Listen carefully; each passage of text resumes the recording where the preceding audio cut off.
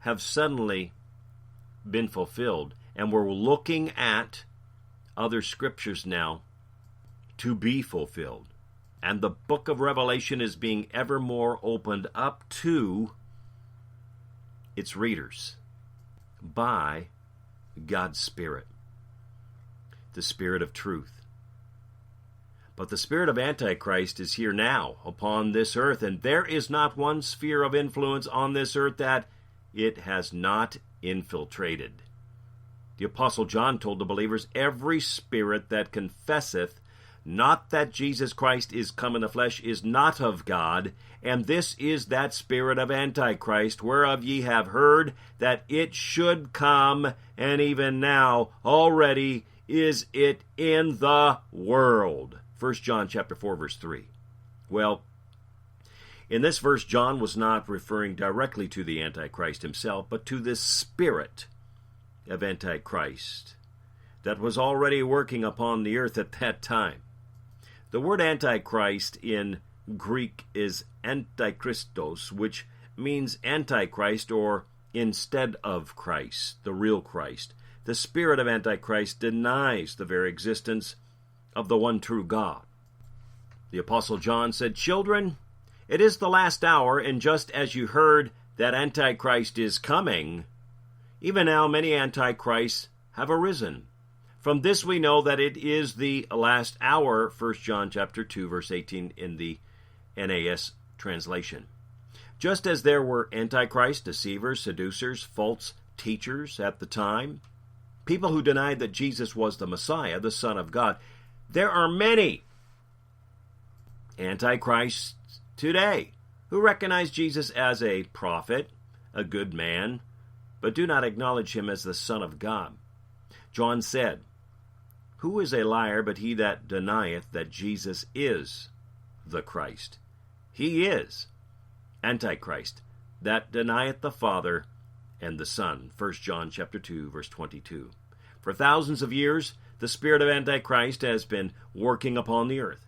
There have been many Antichrists, false Christs, seducers, and deceivers. There are many Antichrists now upon the earth. The spirit of Antichrist is actively working today to oppose Christ and Christianity, to establish a godless society that denies the existence of God, to elevate man as a god unto himself, to deceive men and women into believing heresies and false doctrines. The spirit of Antichrist opposes the truth and substitutes lies. We can see the influence of this Antichrist spirit all around us. I'm sure you can think of many yourself as you listen to what the Spirit is saying through the Scriptures. The spirit of Antichrist has been working and will continue to work, preparing the way for the coming Antichrist, the beast, the man described in Revelation chapter 13, verse 4 through 8, who will be empowered by Satan to establish his kingdom upon the earth for a short period of time. This coming Antichrist will oppose God, exalt himself above God, and set himself up as God. 2 Thessalonians chapter 2, verse 4, and Daniel chapter 11, verse 36 declare. You see, he will come into power peaceably, suddenly, and in his estate shall stand up a vile person to whom they shall not give the honor of the kingdom, but he shall come in peaceably and obtain the kingdom by flatteries. Daniel chapter 11, verse 21. And through lying signs and wonders he will deceive the world, even whose coming is after the working of Satan, with all power and signs among ourselves, Satan and his army of demon lying wonders, and with all deceivableness of unrighteousness in them that perish, because they received not the love of the truth, that they might be saved. 2 Thessalonians chapter 2, verse 9 and verse 10. Paul told the Thessalonians of his day that this coming Antichrist would be revealed before Christ's coming. He said, Now, we beseech you, brethren, by the coming of our Lord Jesus Christ, and by our gathering together unto him. Did you hear that? That ye be not soon shaken in mind or troubled, neither by spirit, nor by word, nor by letter, as from us, as that the day of Christ is at hand. Now listen, let no man deceive you by any means, for that day shall not come, except there come a falling away first, and that man of sin be revealed, the son of perdition, who opposeth and exalteth himself above all that is called God, or that is worshipped, so that he as God sitteth in the temple of God, showing himself that he is God. 2 Thessalonians chapter 2, verse 1 through verse 4. Now, in these verses, Paul states clearly and specifically that the day of the Lord, when Christ will return to earth to gather his saints unto himself and pour out the wrath of God upon the wicked, will not come until the Antichrist is revealed. Beloved, the hour is late. We are very close to the fulfillment of these prophecies. Every day we draw one step closer to this time when the coming Antichrist will set up his kingdom on the earth.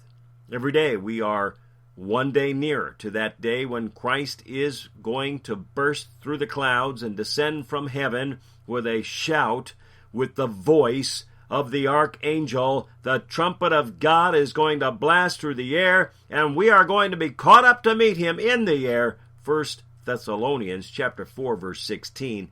That passage does not say Christ comes to earth. We are caught up in the air, and so shall we be with the Lord. Now come on, somebody say, that's my spiritual destiny. Now in the days we are living in, we are going to see a continued increase in occult and demonic activities. And it is time for us to shake ourselves out of the spiritual stupor I'm seeing in so many churches today we have been in. It is time for us to recognize the lateness of the hour in which we live. While the church has become distracted, disjointed, fragmented, while we have been warring among ourselves, Satan and his army of demon principalities have been feverishly working night and day, following a well-organized plan to bring the whole world into a rebellion against God. And while the church as a whole has failed to recognize the reality of Satan's power and his work upon the earth, Satan and his army have been busy fulfilling his diabolical plan. Christian leaders, pastors, ministers of the gospel, and believers have been afraid to expose Satan and the reality of demon spirits for fear of being accused of going off the deep end or seeing a demon behind every bush.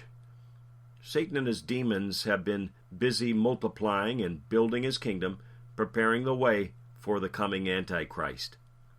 And while Christians have been afraid or have failed to take their position of power and authority over Satan and his demons, Satan has been having a heyday, wreaking havoc in their lives, attacking their bodies, their families, their finances, and opposing the work of God around the world.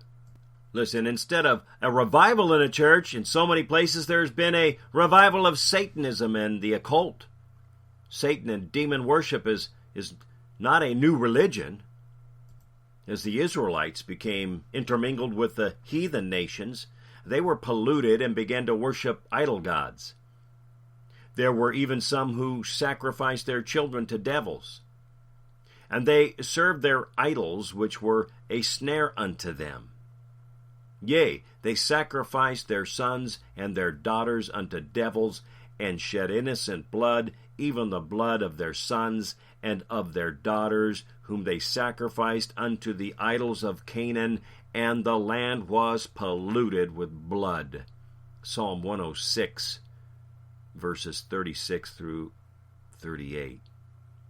The Apostle Paul warned Christians in the early church not to eat or drink things which the Gentiles sacrificed to devils. He said, "But I say that the things which the Gentiles sacrifice, they sacrifice to devils, and not to God. And I would not that ye should not have fellowship with devils.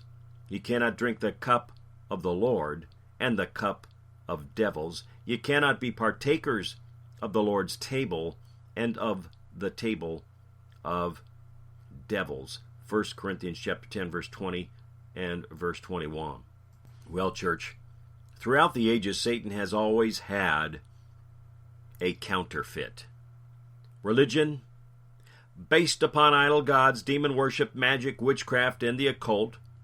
And during the decades of the 70s, let's go back, as the church was experiencing a revival in great proportions, a wind of the Holy Spirit called the charismatic movement.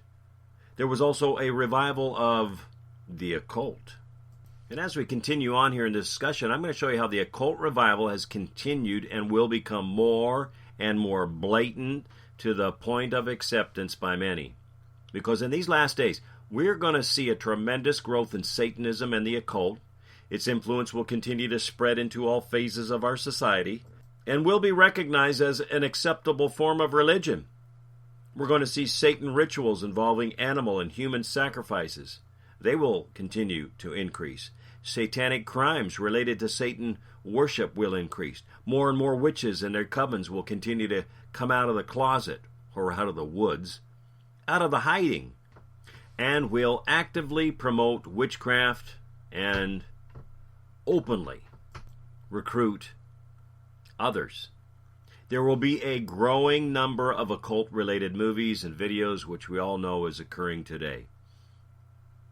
Listen, a Time magazine in 1972 was shared with me, which featured a cover story on the growth of Satan worship and the occult.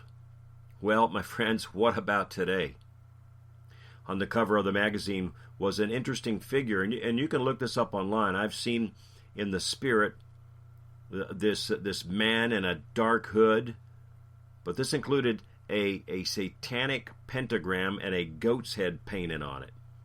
The large bold headlines read, "The Occult Revival, Satan's Return." Look it up. You'll find it online. A Time magazine, 1972. This article reported on the wave of fascination with the occult, which was sweeping through the United States at the time.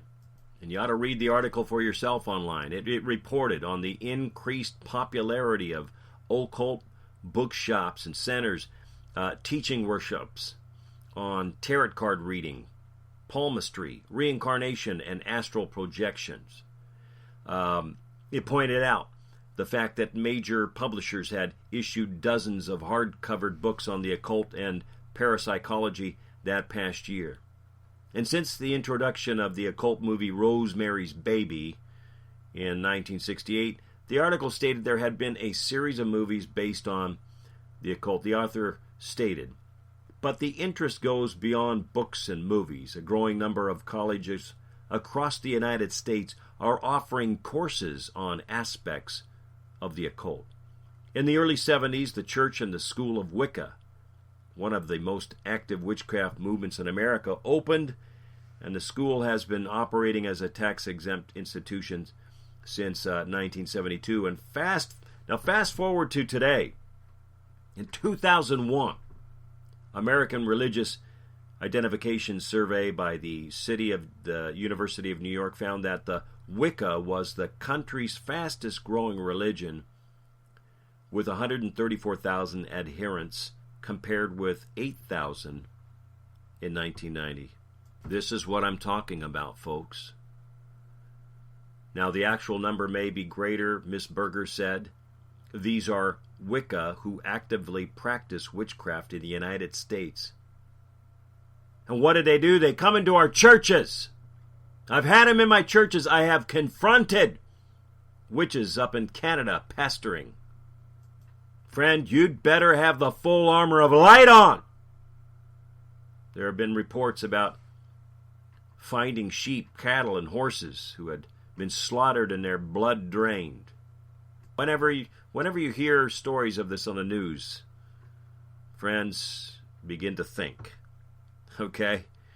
This renewed interest in the occult, which began in the 70s, was not just a coincidence. It did not just happen. It was just the beginning of a revival of Satanism and the occult demons with marching orders from hell's commander.